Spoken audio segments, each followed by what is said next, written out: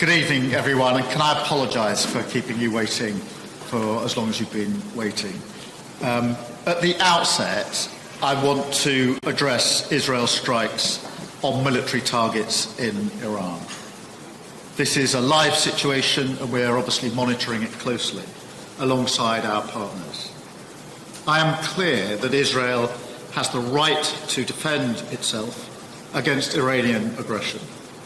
I'm equally clear that we need to avoid further regional escalation and urge all sides to show restraint. Iran should not respond. We will continue to work with allies to de-escalate the situation across the region. And now let me turn to the Commonwealth. We've travelled a long way to get here, and with good reason. The nations of the Commonwealth are increasingly important to the UK. 56 countries drawn from every continent, a third of humanity, all united by shared values and shared interests. It is completely unique. But I think that we can do more to seize its potential, to put the Commonwealth in the service of its people, to ensure it delivers where it matters. And in an unstable world, with authoritarian states challenging the rule of law, it is vital we show the power of democracies working together to solve the problems before us. Now, this summit was the first for His Majesty the King as head of the Commonwealth, and so we used this moment to open a new chapter for this organisation. We selected a new Secretary-General this afternoon in the highly respected Shirley Bottom. And I want to pay tribute to her campaign, which has brought the whole Commonwealth together. Now I look forward to working with her to set a new, ambitious and more focused agenda. My message is that the UK is back, reconnecting, open for business, working in partnership with others to solve shared challenges. And together we must harness the power of the Commonwealth to truly make it count. The key test here is growth. The Commonwealth represents a market for British business set to be worth nearly $20 trillion by 2027, including 6 of the 10 fastest growing economies in the world, with Guyana topping that list. And because of our deep ties, trade costs are lower between Commonwealth economies and investment flows are higher. We must do more to maximise that advantage. So we agreed a plan here in Samoa to boost investment across the Commonwealth. I announced today the new UK Centre for Trade Expertise to turbocharge trade and growth in developing countries, which will, in the end, benefit all of us. And after my bilateral meetings here with leaders and business people, we've also delivered £1 billion worth of new investment into the UK, a vote of confidence in the economic stability my government brings. We marked Australia's ratification of our accession to the CPTPP and created a new Pacific Business Club, helping British companies to bid for $6 billion of multilateral development bank contracts, and strengthened our ties with this region that is powering global growth. All of this comes just after our International Investment Summit, which brought in over £60 billion to the UK. We're working around the clock to build the international partnerships that we need to create tens of thousands of good jobs and drive growth into every part of the United Kingdom. We also want to see the Commonwealth put a renewed focus on climate change. As the first serving Prime Minister to visit a Pacific Island country, it is humbling to see the impact of the climate crisis here and to hear the fears of the people of Samoa. It underlines the need to act, and that's why we restored UK climate leadership, acting at home to transform our energy sector and acting internationally, providing new support to help island communities like this. Action to preserve nature, save coral reefs and cut plastic pollution. and calling for more ambition at COP in just a few weeks' time. The Commonwealth has a powerful voice on these issues, and we must use it.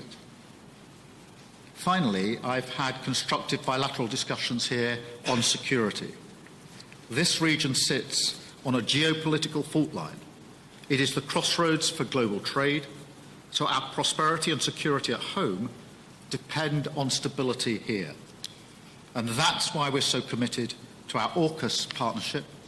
It's why our carrier strike group will be in the region next year.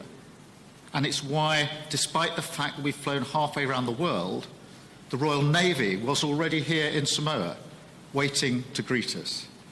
I called the crew of HMS Tamar yesterday to let them know how proud we are of them. And I announced that we'll be doing more in the Pacific Island nations to reinforce maritime security. It shows once again our commitment to the region, to supporting free and open Indo-Pacific, upholding our values and bringing new opportunities home to the United Kingdom. Now I'll take some questions, starting, I think, Chris, with you at the BBC. Thank you, Prime Minister. Chris Mason at BBC News. Do you consider Israel's airstrikes to be proportionate? And if I may, you call yourself a pro-business party, so what do you say to businesses this weekend anticipating being clobbered for more tax? Thank you. On the question of the strikes, I think we need to be really clear that Israel does have the right to defend itself. But we are urging and have been urging all sides to show restraint, and that's why I'm very clear today Iran should not be responding to this. Those are really important messages of de-escalation that at this moment in time I think it's very important everybody needs to heed. In relation to the budget, obviously I'm not going to get drawn on the budget which will be laid out on Wednesday of this week. I think I'm going now to Beth, Sky.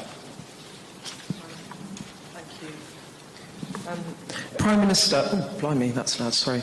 Prime Minister, there has been somewhat of a backlash back in the UK after you told me that people who also make an income from property or shares do not fit into your definition of working people.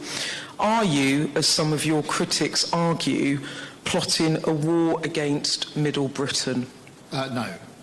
Let me be clear about that.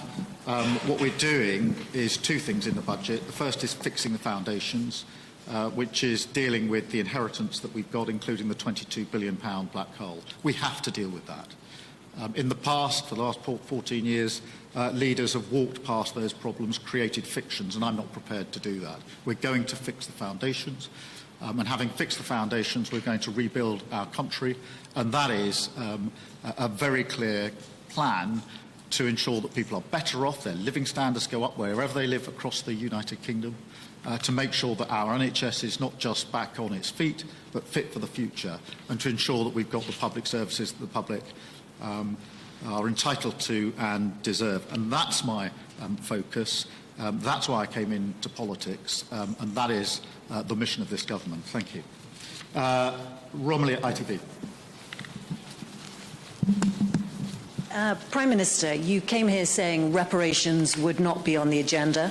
It seems they have made their way into the final communique. Did you lose the battle, and have you damaged relations with Commonwealth countries with your attempt at a hard line on this? Well, let me first be clear that the slave trade, slave practice was abhorrent, and it's very important that we start from there. Abhorrent is the right word. We've actually had a very positive 2 days here in Samoa. There has been a communique out today, which is positive. It talks about the shared challenges that we have. The dominant theme of the 2 days has been resilience and climate. And today at the retreat, which was a retreat going on for 6 or now 8 hours, I think, in the end, the theme for the day was chosen by the Prime Minister here in Samoa. And she chose resilience and climate. So I think that gives you a clear sense of the absolute priority here. And that's not surprising. You've spent some time here. You'll have seen just how vulnerable this island and similar islands are to climate change. It is of paramount importance. There is, as you rightly say, the paragraph in the communiqué about reparatory justice, which does two things. It notes calls for discussion, and it agrees that this is the time for conversation. But I should be really clear here. In the 2 days we've been here, none of the discussions have been about money. Our position is very, very clear in relation to that. And obviously this is quite a long communiqué. It's one paragraph, I think, in 20-something paragraphs, noting the call for discussion, agreeing a time for conversations, and that's all that's in the communiqué. Obviously, I mean, the next opportunity to look at this, there's a UK Caribbean forum next year, which is a Foreign Secretary level meeting, and which then report to leaders. Thank you. Lizzie from the Daily Mirror. Thank you, Lizzie Buchan, Daily Mirror. Prime Minister, you've been calling for restraint in the Middle East for some time, but are you concerned that Israel's no longer listening? And are Israel and Iran on course for an all-out war? Look, I mean, the most important thing here is de-escalation. And yes, we've been calling for that for some time. As you know, I made a call myself to the President of Iran and have repeatedly had discussions with others in the region, including, of course, the Prime Minister of Israel. And we must continue to do so. That's what diplomacy is. It takes time, but it is important that we continue to do so, because the single most important thing now is de-escalation across the region. Thank you. Nick from the Daily Telegraph. Thank you. In your opening remarks, you said the Commonwealth should demonstrate the power of democracies working against authoritarian states. More than 40 Commonwealth nations are part of the Belt and Road Initiative, and the new Secretary-General said last month that when it comes to containing China's economic influence, the Commonwealth shouldn't be poking its nose where it's not needed. Is she right? Or should the Commonwealth become more geopolitical, and should Britain be encouraging other members to reduce their reliance on China? Well, look, I mean, thank you for that question, because I think it goes centrally to one of the issues we're discussing here, which is the Commonwealth obviously has a strong shared history, but the question is, what is the focus as we go forward? And I've been really clear in the discussions I've had in the last few days, and there's been a lot of discussion about this, that the focus ought to be on our values and democracy and the rule of law, because they are threatened by authoritarian regimes, and you're quite right to point to the fact that China is increasingly trying to be influential across Commonwealth countries, and we need to be clear about our values of democracy and the rule of law. But also, I've been making the case that the priority ought to be trade and investment and unlocking finance for Commonwealth countries in order for them to build up the resilience they need. This is finance from international institutions is the issue that's come up time and again in the last 2 days, and how they access that finance to take some of the measures of resilience that they need to take. Again, something that's very pressing in islands like this, because they are worried about the rising sea levels, and therefore what are the practical measures that they need to take now in order to guard against that. But also being clear that we have shared interest in trade as well as we go forward. So that's the way I look at it. But I do think with that renewed focus, we should remind ourselves of our values, the rule of law and democracy, and use that as the sort of energy, if you like, to go forward into the future with the Commonwealth. Ryan at the Sun. Right. Prime Minister, you said there's tough decisions to come at the budget. Some working people are now fearing taxes are going up, businesses expecting a hit. Can you offer any light at the end of the tunnel for the public fearing next week's budget? Yes, and that is that we are fixing the foundations, which is tough, but we're doing it for a purpose. And that is because I believe very strongly that if we fix the foundations, take the tough decisions, scrub it down, and make sure that our economy is on a very stable footing, that's what it will do. That is the best platform for rebuilding the country. And I am heartened by the fact that at our investment summit, £63 billion worth of money, investment into Britain, was pledged, put down. There's been other sums since then, but that is only happening because they see a government that's serious about economic stability and serious about long-term decisions. So yes, we've got to fix the foundations, take those tough decisions, but the purpose of that is to build that better Britain and make sure that on those foundations we do build that country. And for me, that's the characteristics of that, and what I want to be judged on is, one, have we made people better off? Do they feel better off under a Labour government because we fixed the foundations? And secondly, that we genuinely pick the NHS up, put it back on its feet, but also at the same time reimagine it and make it fit for the future. That is as much about reform and technology as it is about money. You can't invest, there's no investment without reforms as far as I'm concerned. But it is also about fixing our public services and building the Britain that people are entitled to and deserve. Thank you. Jim. Jim Pickard, Financial Times. Prime Minister, in the run-up to the election in July, your campaign was honest about 3 niche tax rises on private equity and private schools and on the oil and gas industry, but you gave the public no inkling at all that there would be tens of billions of pounds of tax rises happening in the budget next Wednesday.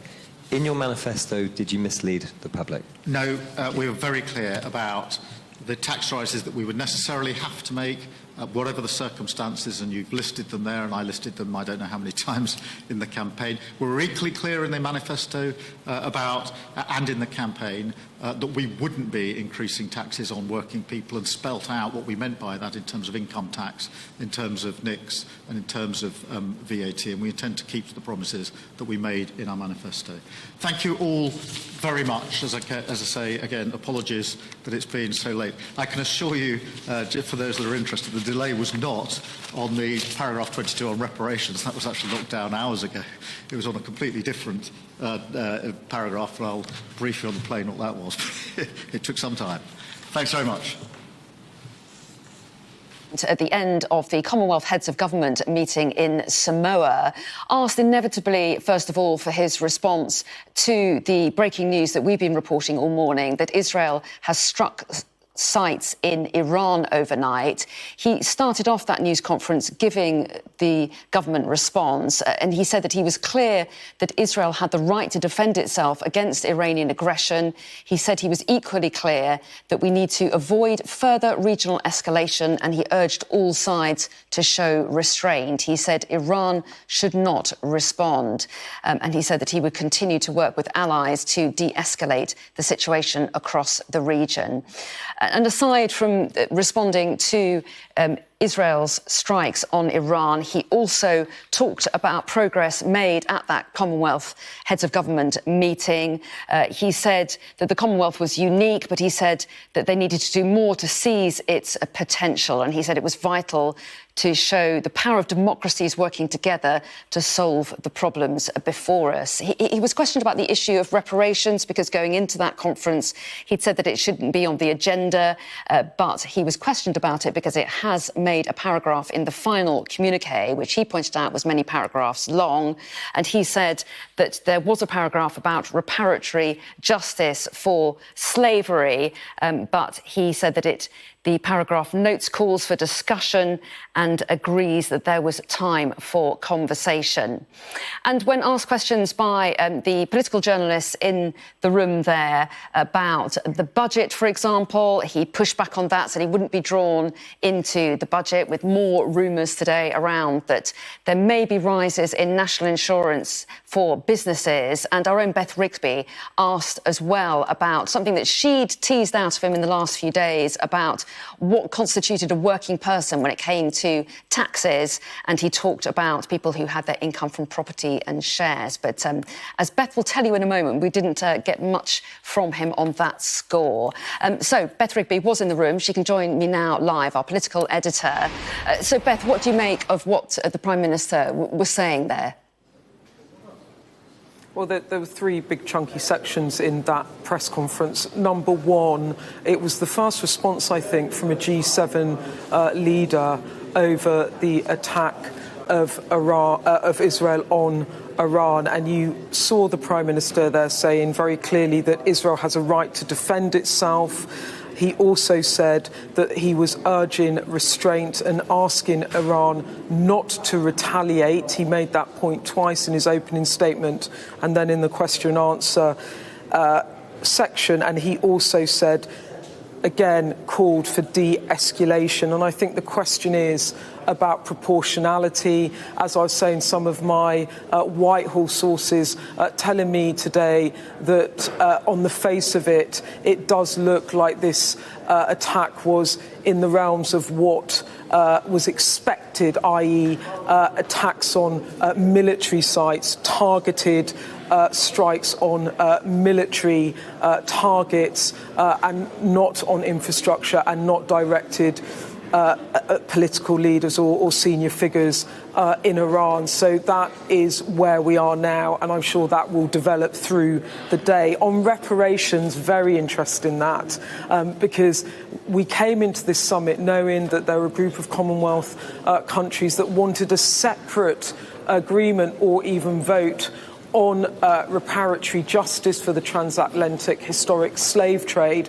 The UK government did not want that to happen, and instead it has gone into the communique. When I asked Keir Starmer about this in our interview earlier in the week, he repeated again that he wanted to look forward, not backwards. He wouldn't be drawn about whether he was content to have this in the communique, but he said there that it had been inserted into the communique. He said it noted the calls for discussion and agrees it's time to have this conversation. One paragraph, he said, in the 26. Interestingly, he also said that the reason that the leaders' event went on for longer than we expected, it went on, he said, for about 8 hours, they're expecting it to go on for 6, was there was another paragraph that was contentious, which hopefully he will tell us about later, and we will feed that back to you. But reparatory justice is in the final agreement amongst the Commonwealth nations, and he also talked about how the focus had been